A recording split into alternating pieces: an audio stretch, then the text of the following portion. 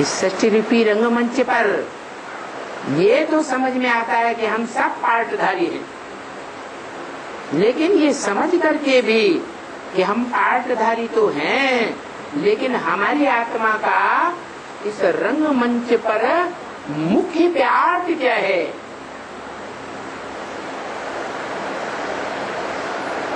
जन्म जन्मांतर हमने कौन कौन से चोले धारण करके बदल बदल करके क्या क्या पार्ट बजाए,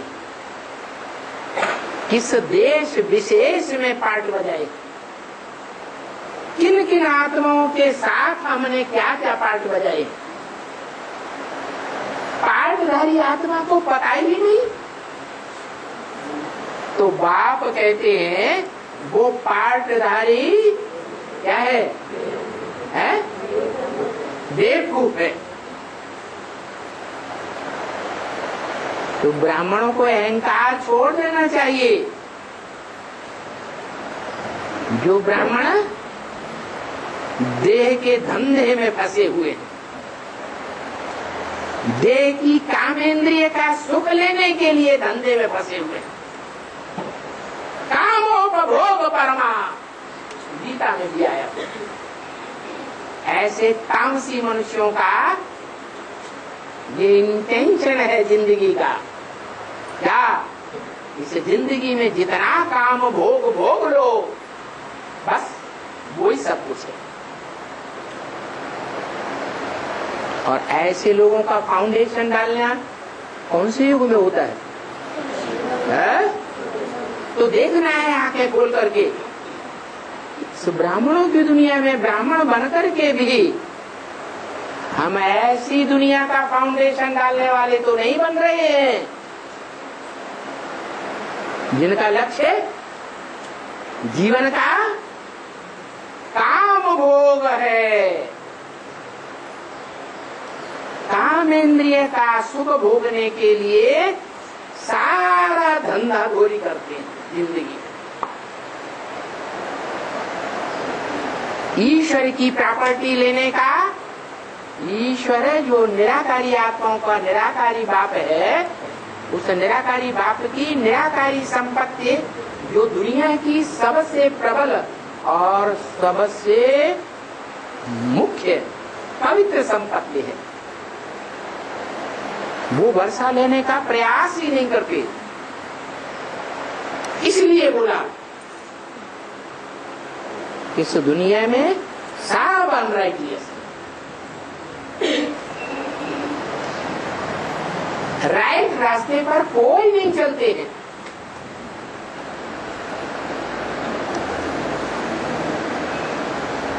नहीं तो खाना भी सच है। क्या भोजन करना है, जैसा अन्न वैसा मन। तो कैसा अन्न खाना है? घूसखोरी का, रिश्वत से कमाया हुआ अन्न खाना है? ये रिश्वत का अन्न दुख दे के कमाया जाता है या सुख देकर कमाया जाता है?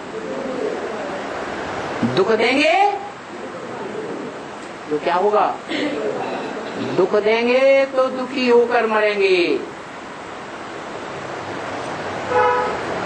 सुख देंगे तो सुखी होकर मरेंगे। सुख देने का मतलब ये थोड़े ही कोई भिकार मांगता है तो रेडी हो जाए, हाँ चलो। भिखारी सुख हम देने के लिए तैयार है, ये सुख देना हुआ?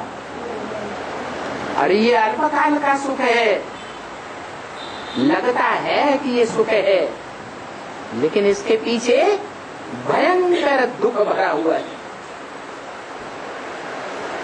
विचारी दुनिया बनाने का दुख। और ब्राह्मणों को तो ये दुख लेना ही नहीं चाहिए। ये भी कुसंग में आता है या नहीं आता है?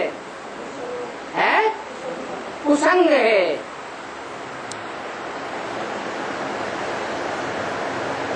बाकी बाबा ने तो बता दिया, पतित बनना है वो तो कायदा है, इस दुनिया का कायदा है। सतयुग से लेकर कलयुग के अंत तक का कायदा है। क्या क्या पतित बनना है।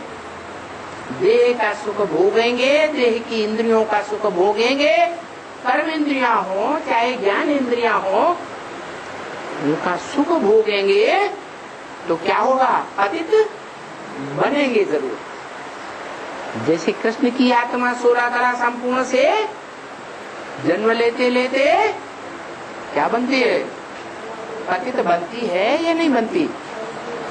ऐसे ही पतित बनना है, वो तो इस दुनिया का कायदा है। ब्रह्म वाक्य मुरली का पक्का है कि पतित बनना ये तो इस दुनिया का कायदा है, परंतु क्या, एक के साथ पतित बने, अनेकों के साथ पतित बने तो बेकायदे है, मना विपरीत कायदा है। विपरीत कायदा माने काहे के विपरीत, माने जो श्रेष्ठ थे श्रेष्ठ बाप की मत है, उस मत के विपरीत कायदा है। बाप की मत बताती है क्या करो, कौन सा सुख लेना है। बाप कौन सा सुख देता है ब्राह्मणों को, अतीन्द्रिय सुख देता है, इंद्रियों से अतीत का सुख। इंद्रियों की स्मृति मात्र भी न रहे, इसका मतलब ये नहीं है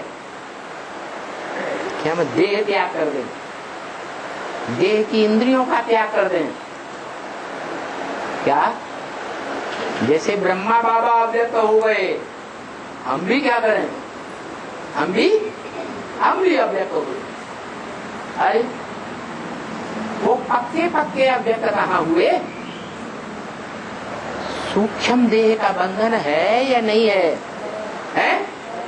सूक्ष्म देह का बंधन जब तक है तो देहभान घड़ी घड़ी खींचता रहेगा, और देहभान खींचेगा तो देह के जो पूर्व जन्म के संबंधी है वो घड़ी घड़ी खींच लेंगे बुद्धियोग रूपी आत्मा को। जैसे ब्रह्मा की सोल शास्त्रों में मान्यता है, हनुमान का पाठ कौन सी आत्मा बजाती है, एक सेकंड में यहाँ एक सेकंड में वहां है, हनुमान। इतना तीक्ष्ण पाठ बजाती है।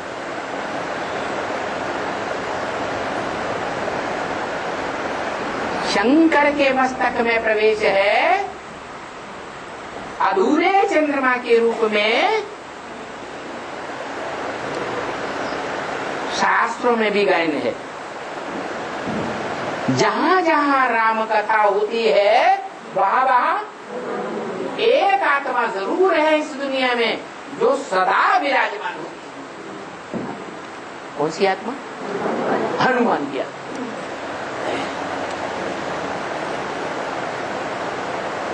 वो राम वाली आत्मा एक व्यक्ति को भी ज्ञान सुनाएगी क्या? जो बोला है एक एक को बैठ करके समझाना। तो नई आत्मा है उसको अकेले बैठ करके समझाती है राम वाली आत्मा। तो तीसरी आत्मा कौन विराजमान हो जाती है उस समय? है ब्रह्मा की आत्मा, हनुमान की आत्मा, जिसके लिए गायन है चारों युगों पर ताप तुम्हारा है प्रसिद्ध जगत 11। चारों युगों में वो आत्मा पाठ बजाने वाली है। और विशेष पार्ट बजाने वाली। तो वो आत्मा अधूरा चंद्रमा तो है, लेकिन ज्ञान की चाटक है। लेकिन देवान आता है क्या? कैसे आता है देवान? देवान कैसे आता है? कैसे आता है? संग के रंग से देवान आता है। कैसे आता है? संग के रंग से देवान आता है। वो सूक्ष्म शरीरधारी आत्मा को पूर्व जन्म की स्मृतियां आती हैं,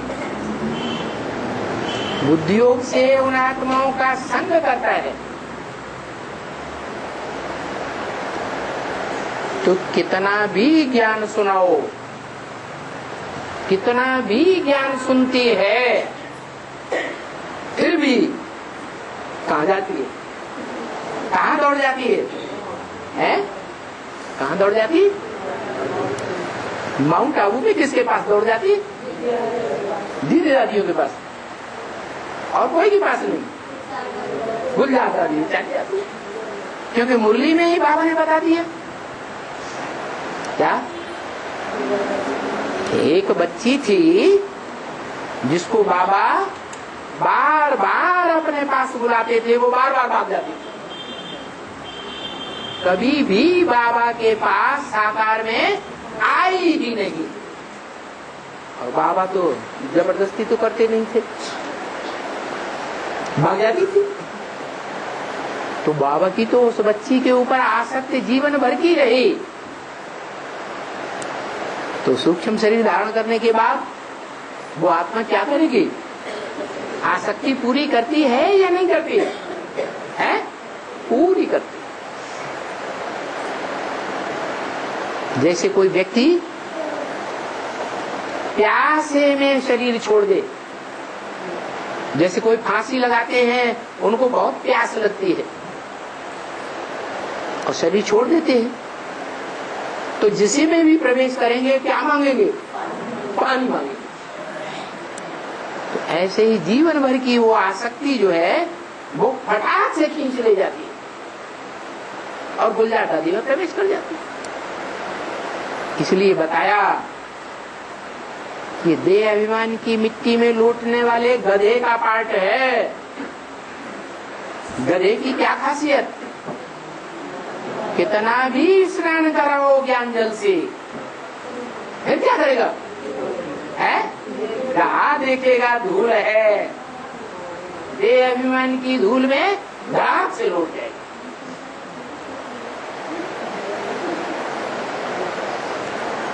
तो बताया वो अकेली आत्मा की बात नहीं है, वो अकेली है उस तरह की आत्मा,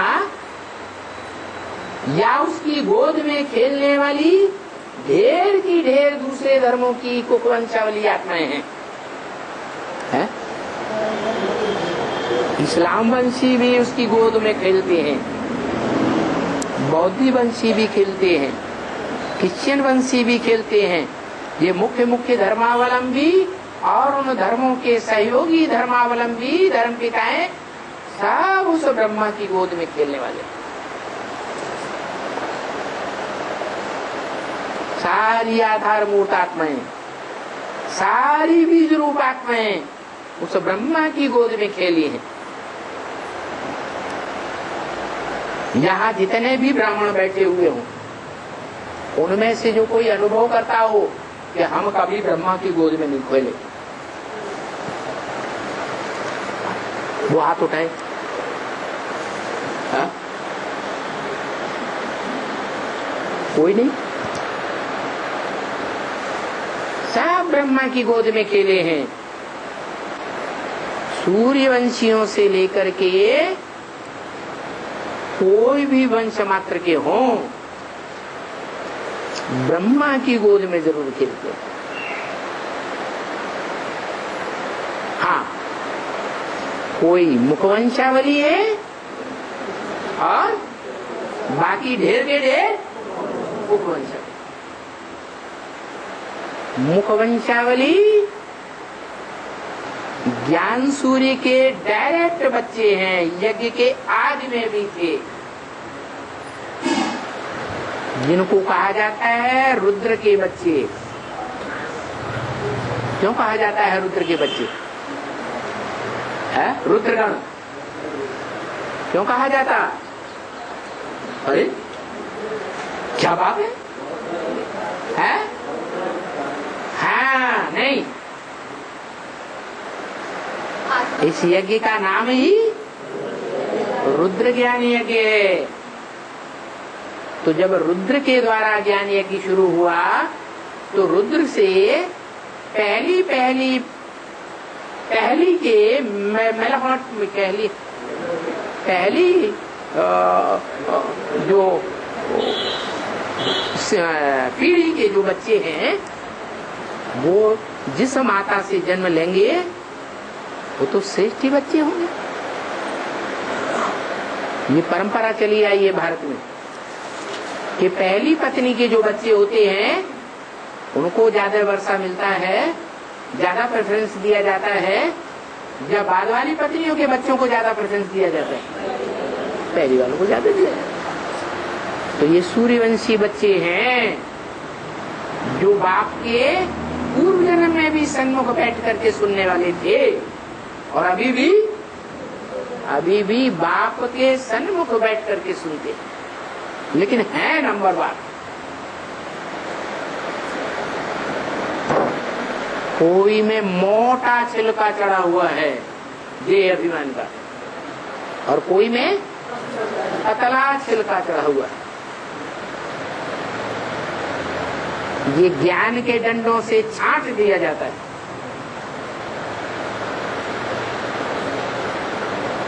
देवान झड़ जाता है, अगर नहीं झड़ता है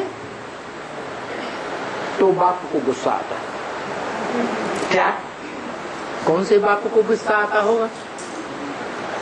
शिव बाप को गुस्सा आता है या मनुष्य सृष्टि के बाप को गुस्सा आता है? मनुष्य सृष्टि के बाप को गुस्सा आता है।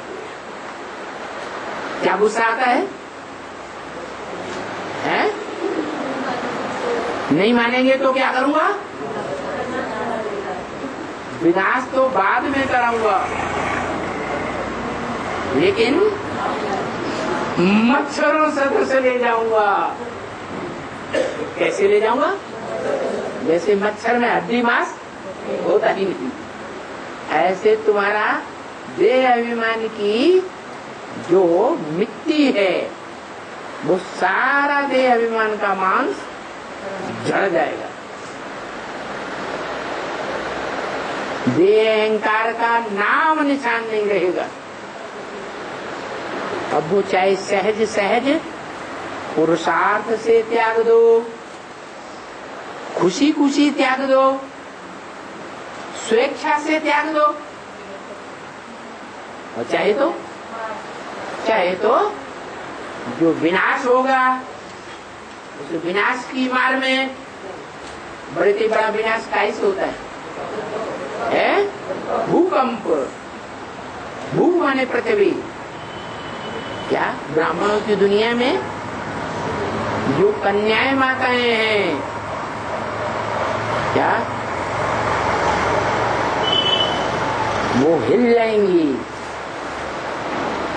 क्या जब बांबू फूटते हैं तो सबसे जाती घबराहट किसको होती है? माताओं को या भाइयों को? माताओं को बहुत घबराहट है। क्यों? ज्यादा मोह का लगाव परिवारजनों के साथ माताओं को होता है, कन्याओं को होता है या भाइयों को होता है? कन्या माताओं को। तो जब परमात्मा बम फूटता है, बड़े से बड़ा बम,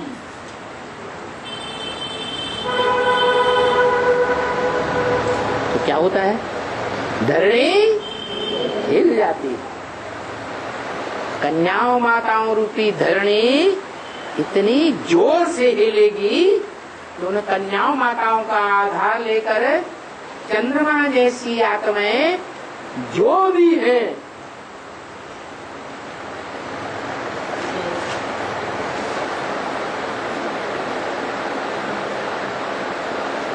सब अनिश्चय बुद्धि।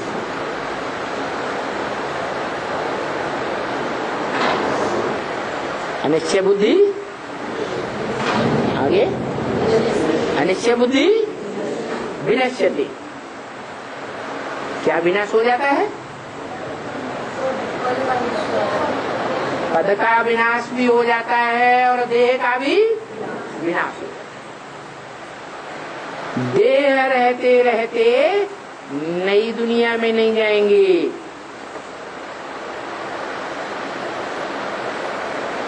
देह खलास हो जाएगी। भूकंप आएंगे, 1-2 मंजिल से लेकर के सैकड़ों मार ऊंची मंजिल के मकान धराशायी होंगे और सब तड़प तड़प के कोई की बाह दबेगी, कोई की टांग दबेगी, कोई की गर्दन दबेगी, सब हाय हाय करके मरेगा। और तब तक मरते रहेंगे, चिल्लाते रहेंगे जब तक उनका देहबान पूरा खत्म नहीं होता। तो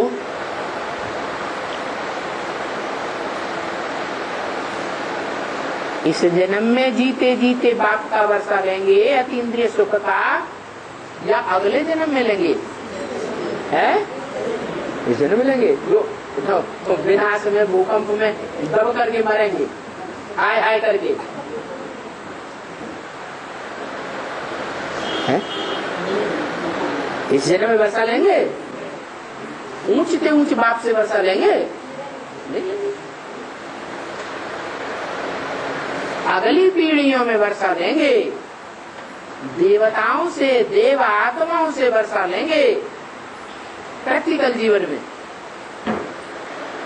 लेकिन भगवान से वर्षा नहीं। जो ऊंचते ऊंच भगवान, ऊंचते ऊंच वर्षा देने वाला है। क्या वर्षा है? क्या वर्षा है? वो तो सारी दुनिया को मिलेगी। 500-700 करोड़ मनुष्य में से कोई मनुष्य आत्मा है जिसको मुक्ति, जीवन मुक्ति का वर्षा न मिले? है सत्य की दुनिया का वर्षा है? स्वर्णिम सतयुग का क्या वर्षा है? अंतर क्या है? सतयुग के वर्षे में और स्वर्णिम सतयुग के वर्षे में क्या अंतर है?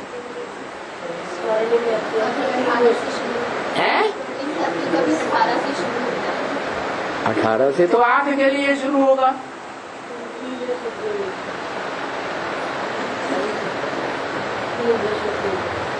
जैसे 76 के लिए बोला था, पुरानी दुनिया का विनाश और नई ब्राह्मणों की दुनिया की स्थापना हो जाएगी।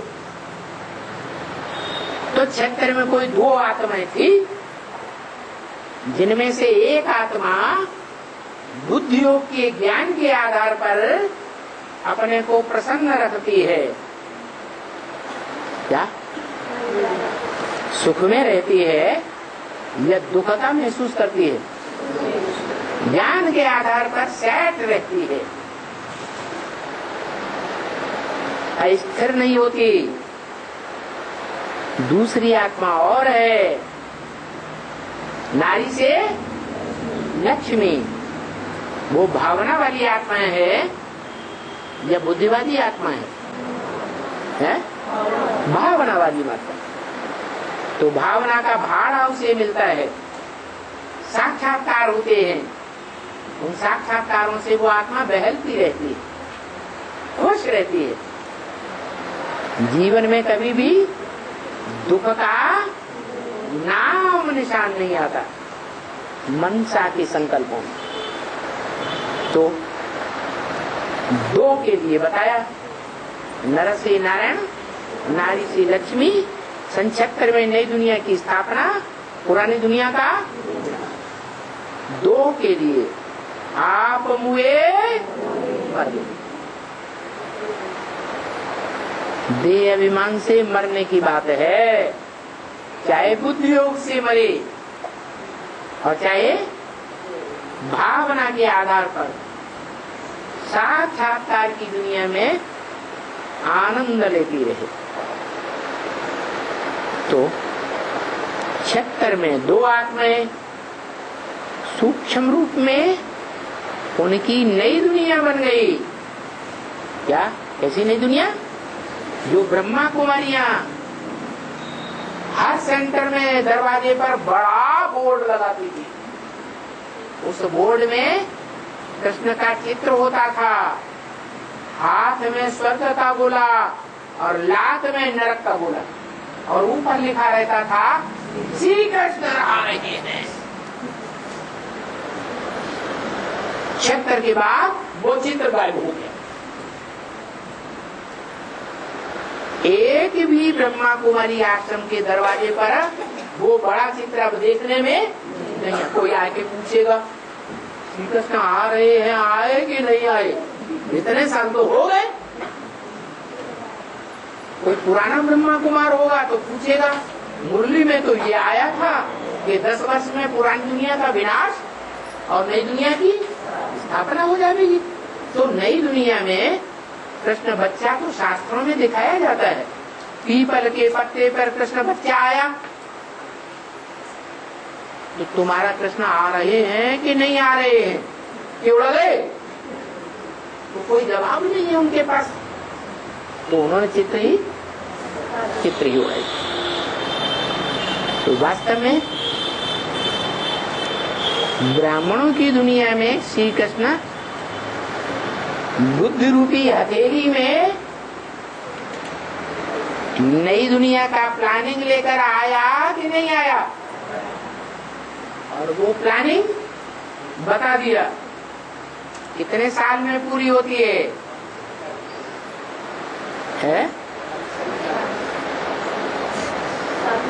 40 साल। 40 साल में वो प्लानिंग पूरी होती है और वो कृष्ण की आत्मा, कौन सी आत्मा? साकार रूप में कृष्ण की आत्मा या आकारी रूप धारण करने वाली कृष्ण की आत्मा है? साकारी रूपी कृष्ण की आत्मा, जिसमें वो आकारी कृष्ण भी प्रवेश, वो आत्मा ब्रह्मा कुमारी संप्रदाय के सामने बोलती है। क्या दिल्ली में राजधानी स्थापन हो रही है? क्या सबको दिल्ली जाना पड़ेगा? बेचारी ब्रह्मा कुमारियों को समझ में नहीं आता, तो बाबा के मुंह पे हाथ रखते, नहीं बाबा आप दिल्ली में नहीं बैठे हैं, आप तो माउंट आबू में बैठे। अरे हम तो दुनिया को बुलाते हैं, चलो माउंट आबू, हम तुम्हें स्वर्ग की स्थापना दिखाएं। क्या कौन कौन सा भवन है? कौन सा भवन? शांति धाम में दिखा रहे हैं, सुखधाम दिखा रहे हैं। तो बेचारी बच्चा बुद्धि आत्माएं प्रभावित हो जाती हैं, ढेर की ढेर जाती हैं, खुश होती है अल्पकाल के लिए। बच्चा बुद्धि खुश होंगे, लेकिन जो सालिम बुद्धि है वो मेहरबानियों अटारियों को सुखधाम नहीं मानेंगे। जैसे आज की दुनिया क्या है, बाहर की दुनिया में कौन सा सुखधाम बन रहा है? अरे भाई बड़ी बड़ी मल्टी स्टोरी बिल्डिंग्स बन रही है, बड़े बड़े कारखाने बन रहे हैं, बड़े बड़े जहाज उड़ रहे हैं, जहाजों में सफर कर रहे हैं, क्या समझते हैं? हम कहाँ हैं? हम सुख का। उसकी दृष्टि में वो दुखधाम में है या सुखधाम में है? उसके जो असल पहलौटी के बच्चे हैं, सूर्यवंशी बच्चे, उन आत्माओं की दृष्टि में ये दुनिया सुखधाम का सुख ले रही है या दुखधाम में पड़ी हुई है? बाप तो कहते हैं आज सुखधाम का अनुभव ले रहे, समझते हम सुखधाम में हैं। कल भीषण अकाल पड़ने वाला है, क्या मेरे बच्चे भूख नहीं मरेंगे? क्या जो बाप का धंधा सो बच्चों का धंधा। बाप का धंधा क्या है? ज्ञान लेना, ज्ञान देना। तो जो बाप का धंधा वो बच्चों का धंधा है, तो मेरे बच्चे भूख नहीं मर सकते। बाकी कितने भी करोड़पति अरबपति हों, उनको रोटी का दाना भी नहीं मिलेगा, भले तरफ तरफ की मरती रहे। क्योंकि ईश्वरीय सेवाधारियों को ठुकराने वाले हैं, मानने वाले हैं या ठुकराने वाले हैं? ठुकराने वाले। तो बताया अब ऐसी दुनिया आने वाली है। क्या बोला? पर्दा उठने वाला है, तमाशा होने वाला है, कोई हंसने वाला है, कोई रोने वाला है।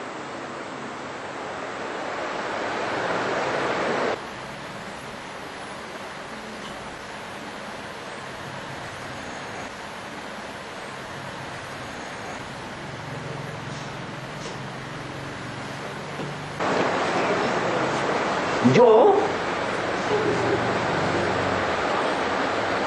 हंसने वाले हैं उनके लिए मुसलमानों के शास्त्र में भी लिखा हुआ है, कुरान में भी लिखा हुआ है, कयामत होगी दुनिया की तो खुदा के बंदे बड़े मौज में रहेंगे। बाकी के लिए नहीं बताया मौज में रहेंगे या कैसे रहेंगे, समझा जा सकता है। तो अभी वो टाइम आ गया कि सच्चखंड स्थापन करने वाला सच्चा बादशाह संसार में प्रैक्टिकल में कहीं न कहीं मौजूद है, जो उसे पहचान